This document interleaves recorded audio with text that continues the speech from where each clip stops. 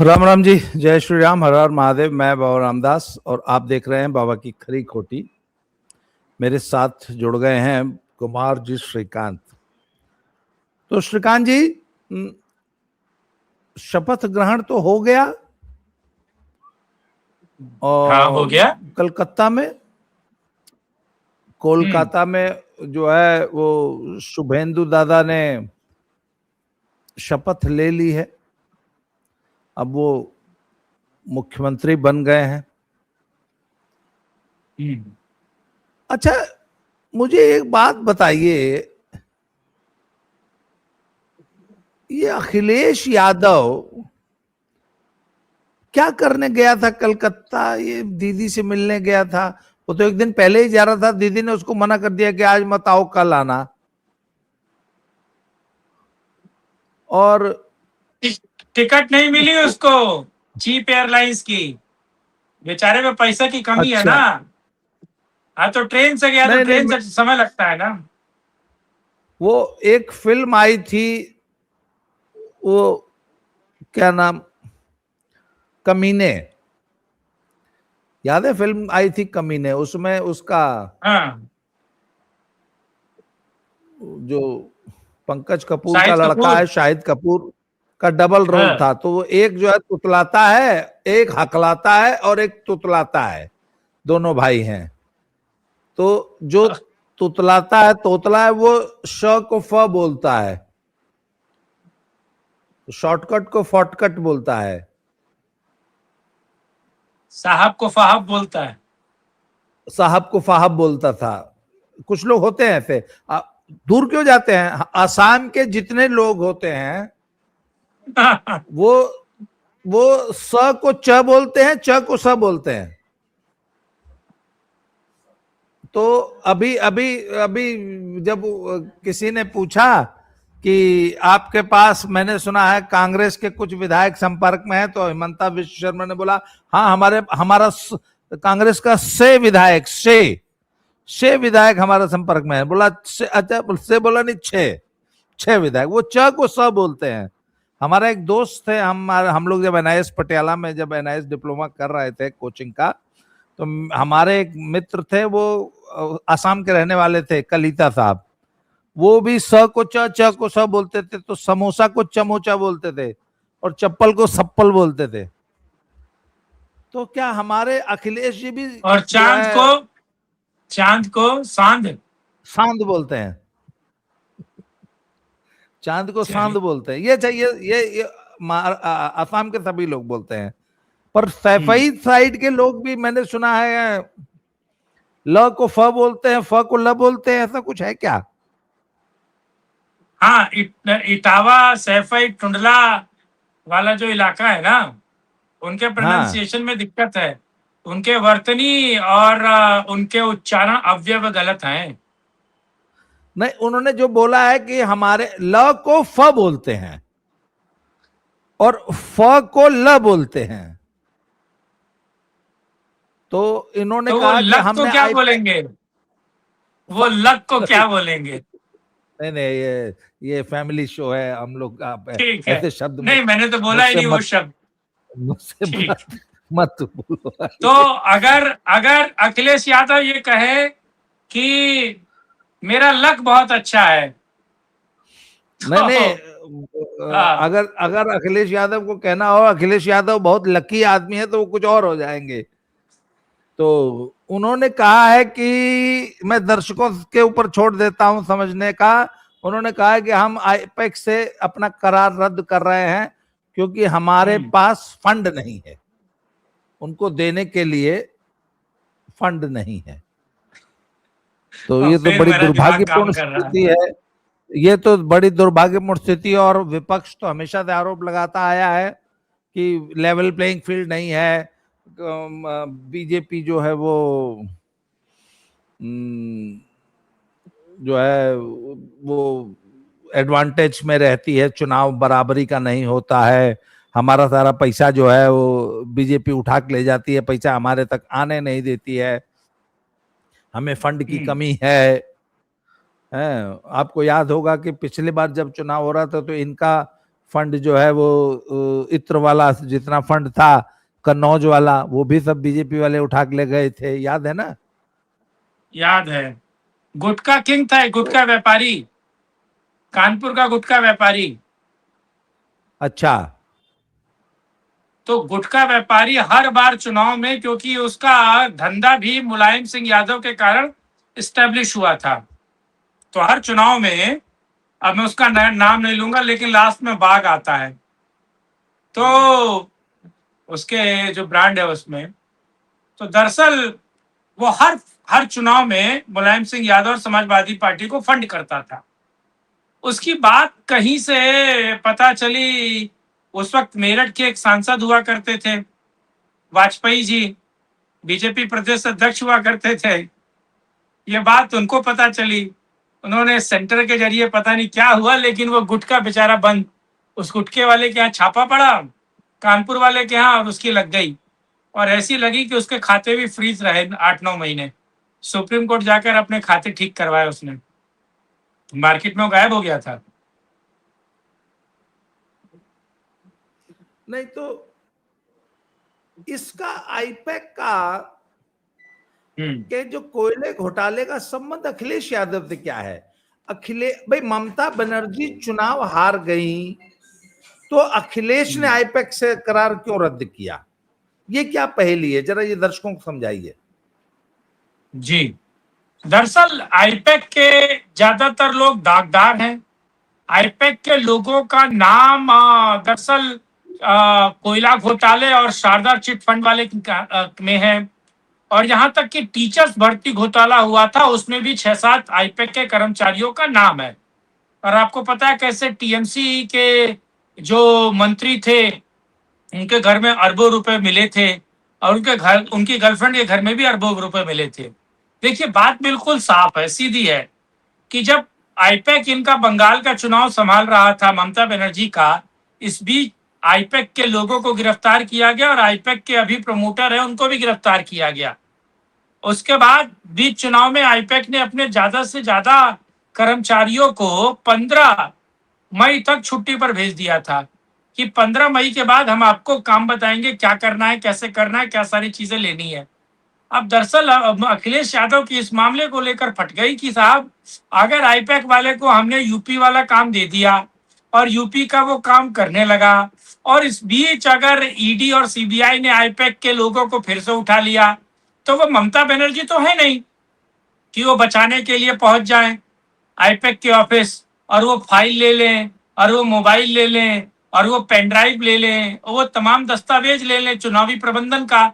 जो आईपैक का चुनावी प्रबंधन था, जो आईपैक कर रहा था ममता बनर्जी का, जब ईडी वहां पहुंची तो ममता बनर्जी वो सारी फाइलें, सारे पेन ड्राइव और सारा मोबाइल, 2 एप्पल के मोबाइल्स भी लेकर निकली वहां से, और एक लैपटॉप एप्पल का, वो वहां से निकली, आईपैड करके कुछ था।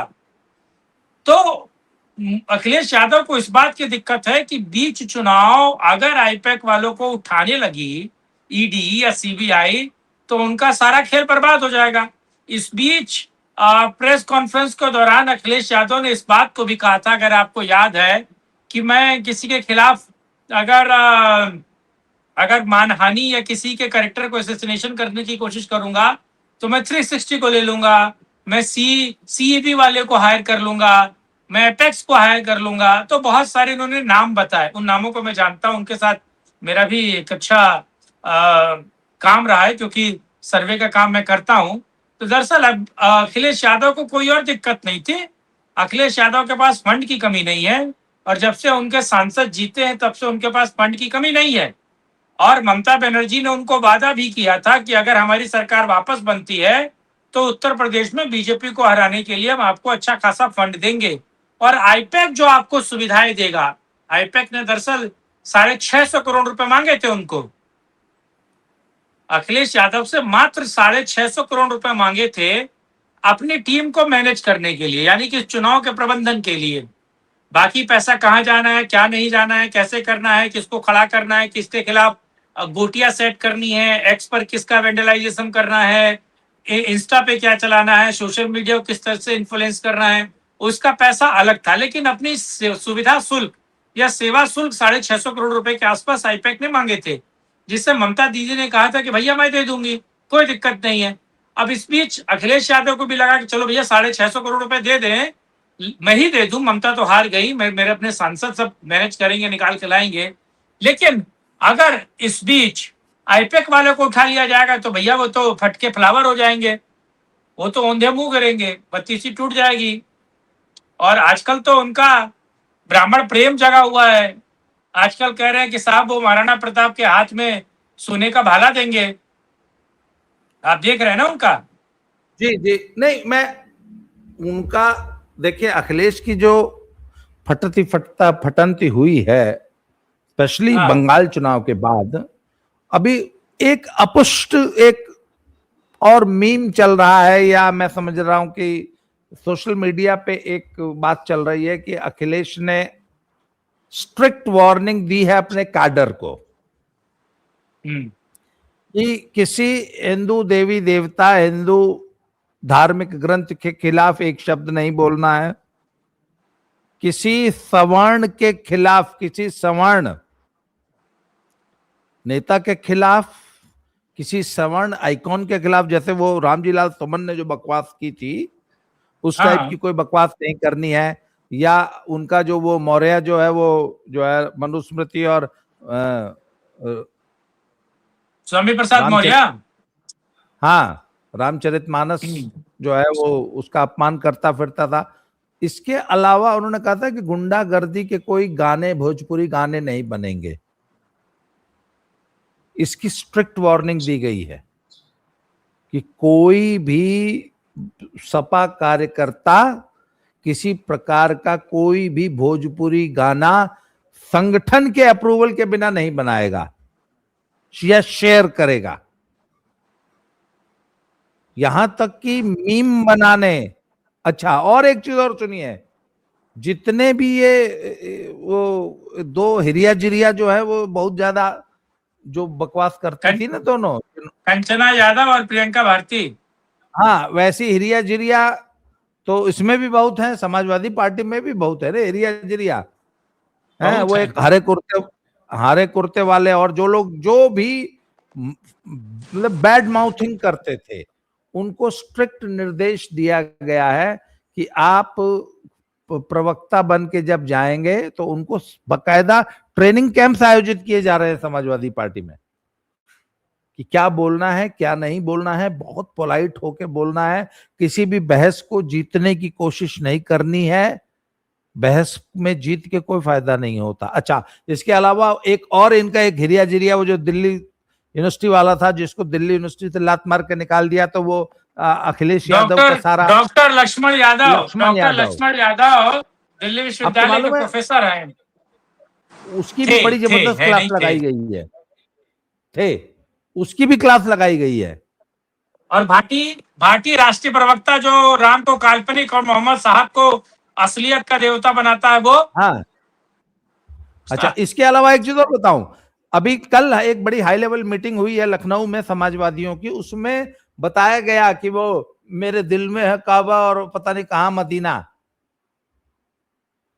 या मेरे आगे है काबा और पीछे है, ऐसा कुछ कहा बोल रही थी, आगे से लूंगी काबा पीछे से मत, ऐसा कुछ वो गाना गाई थी। हरे कुर्तों वालों का नहीं, उसने बोला ऐसा कोई गाना समाजवादी पार्टी नहीं गाएगी, ऐसा कुछ भी नहीं करना है जिसमें से जो है हिंदू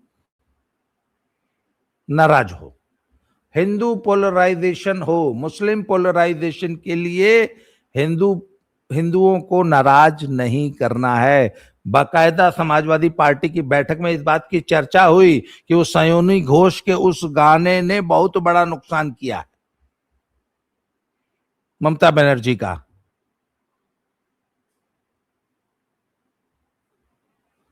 तो अखिलेश जी डरे हुए हैं सब।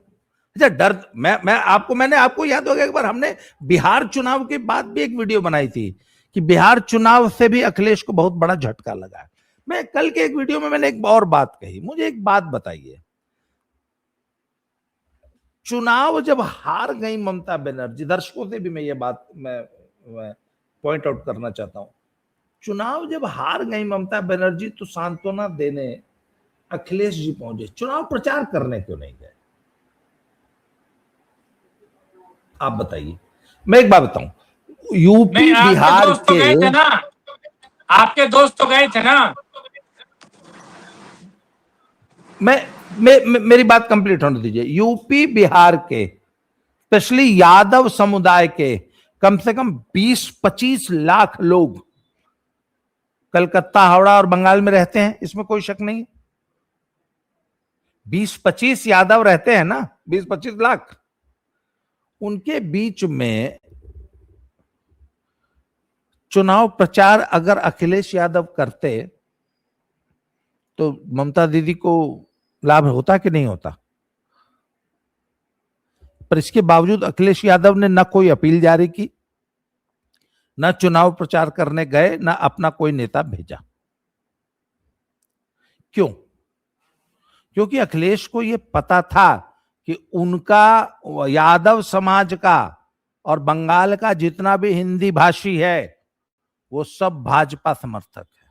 मैं आज ही सुबह एक, पता नहीं किसके साथ, एक वीडियो में मैंने ये बात कही है कि अखिलेश ये जानकर बहुत चिंतित हैं कि उनके यादव समर्थक जो कि यूपी में समाजवादी पार्टी के वोटर रहे हैं, उन्होंने बंगाल में बीजेपी को वोट दिया है, तो उसका असर अगर यूपी में आ गया तो। जी आप कंटिन्यू कीजिए, आप कुछ कह रहे थे। दरअसल आपके परम मित्र, आपके परम सखा दिल्ली के घुंगरू सेठ गए थे ममता बनर्जी का चुनाव प्रचार करने के लिए। ममता बनर्जी हार गई, उसके बाद वो गए स्टालिन का चुनाव प्रचार करने के लिए, स्टालिन हार गया। तो घुंगरू सेठ का भी ये है। लेकिन अखिलेश यादव दरअसल इस बात से भी डरे थे कि ये काबा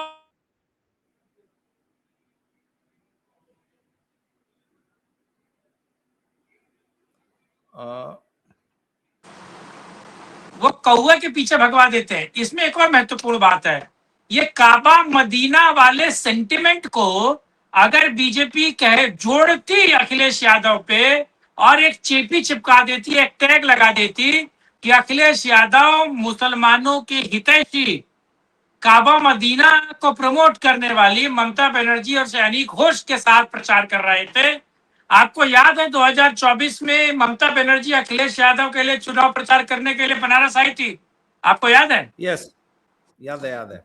और कैसे बनारसियों ने ममता बनर्जी को हिंडियाया था,